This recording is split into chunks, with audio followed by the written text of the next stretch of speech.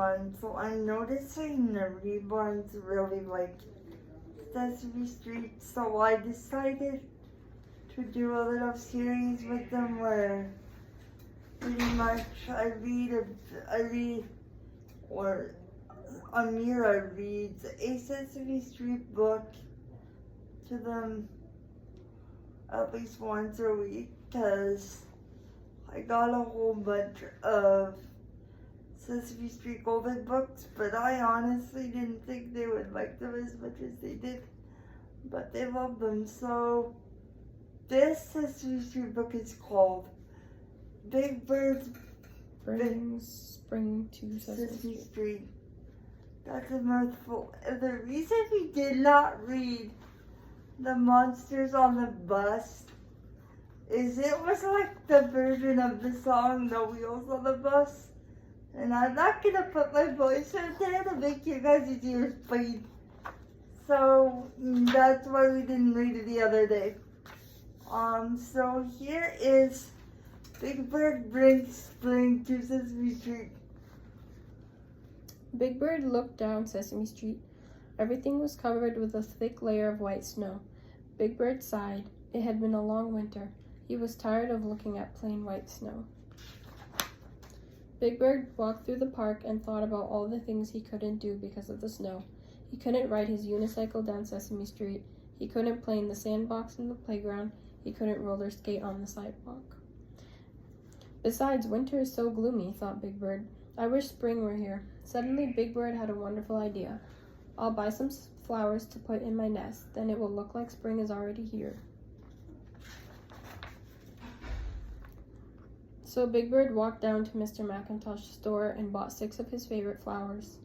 I feel better already, thought Big Bird as he walked back toward Sesame Street with his big bouquet of 6 beautiful flowers. On the way to his nest, Big Bird stopped at the Count's castle. "Ah, Big Bird, what beautiful flowers," cried the Count. "Let me count them.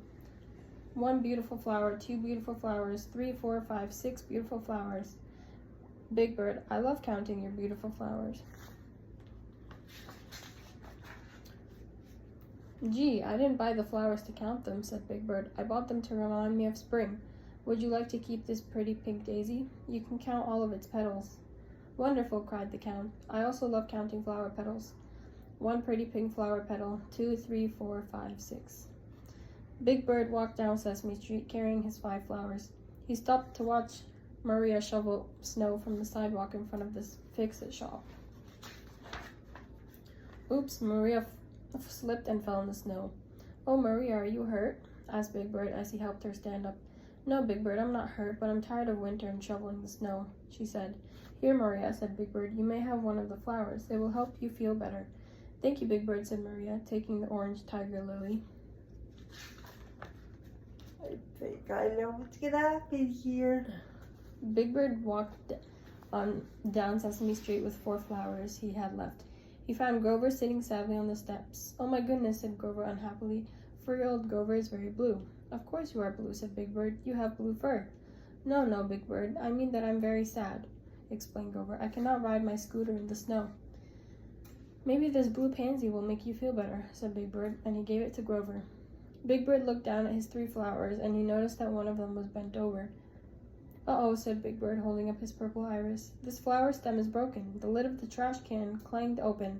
"I love things that are broken," said Oscar the Grouch, leaning out of his can. "Well, gee, Oscar, I guess you may have my purple iris."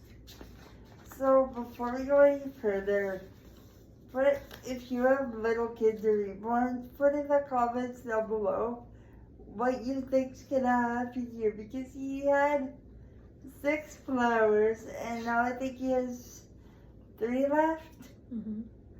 So yeah, but we're gonna get to you on now. "Thanks, Bird," said Oscar. "Grouches like flowers that are bent and broken." He grabbed the purple iris and slammed down the lid of the trash can. Big Bird clutched his last 2 flowers. Then he saw Ernie. "Hi, Big Bird," said Ernie. "You look cold." "I'm so cold my tail feathers are frozen," answered Big Bird. "Where are you going?" "I'm going to see Betty Lou. She's sick in bed with the flu. I wish I had something to take to her to cheer her up." Oh, said Big Bird, looking down at his 2 flowers. Do you think she would like a yellow daffodil? Oh, yes, thank you, Big Bird. Ernie took the flower and went into 123 Sesame Street. Big Bird went into Hooper's store to get warm. Bert was sitting at the counter, sadly sipping his figgy fizz. What's wrong, Bert? Asked Big Bird. You look kind of glum. I've lost my favorite paperclip, wailed Bird. I dropped it in the snowdrift. Now I'll have to wait until the snow melts to find it. Oh, Big Bird, what if my paperclip gets all rusted by then? Don't worry, Bert, said Big Bird. Your paperclip will still be there in the spring. Oh, Big Bird, sighed Bert. Then he looked at the single rose Big Bird was holding. Say, what are you going to do with the beautiful rose? He asked. Oh, I'm going to give it to you, Bert. Big Bird gave Bert his last flower and left Hooper's store. Empty-handed, Big Bird walked back up Sesame Street towards his nest. He had given away all 6 of his flowers. Oh well, he thought, soon it will be spring. When he got into the lamppost, Big Bird turned around. Sesame Street looked different. The plain white snow-covered street was splashed with bright colors. The flowers Big Bird had given to his friends were blooming up and down Sesame Street. Big Bird had brought spring to Sesame Street. The end. The end. So, I like the moral of that story because he only had flowers, but he made all of his friends happy. So, little things do work. So, thank you for watching. As I said, I'm going to continue reading most of the Sesame Street books I have, except for the little monsters on the bus, because no, I'm not subjecting you to my ear-bleeding singing voice there. Savannah, Brooklyn, Jonah, River, and Michaela only gets subjected to that. And oh my god, sometimes Amira, so you guys don't have to endure that. But thank you for watching. I hope you liked the story today. Leave a comment down below whether you did. And if you want me to, well, I'm going to continue, but if you like the idea of me doing a little Sesame Street book series with the reborns, because they love it.